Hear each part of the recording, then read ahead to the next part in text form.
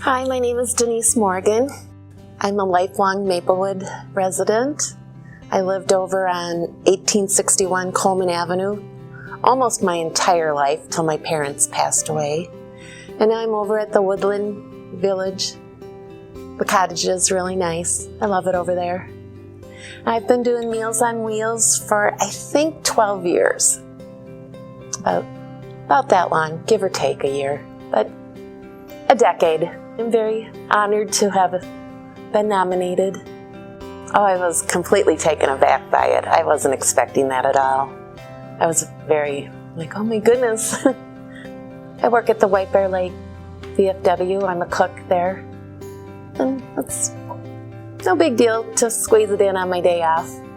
My mom started doing it first, and she just asked me if I wanted to help her with it, and I said sure. And so now it's my baby. After my mom passed away, my aunt stepped in and helped me with it. And she did it for about a year with me, but then she was unable to because of her sore foot. It's very enjoyable. You get to meet people. You know, my route changes all the time. People come and go. Unfortunately, some people pass away. I've lost a lot of peeps over the years.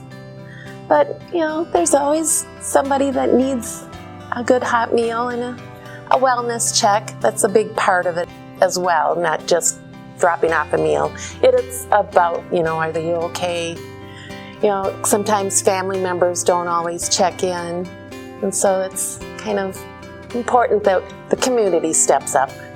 I had a big route. I think it was 12 stops, I think. It took quite a while, so I'm much better off now that it's split in half. That was an all-day thing. There is a need for it, I know that, because we were short-staffed for a while. I think that's why I had that big route. And I know there's another route that's really big, so if anybody is interested, we do need volunteers. We really do.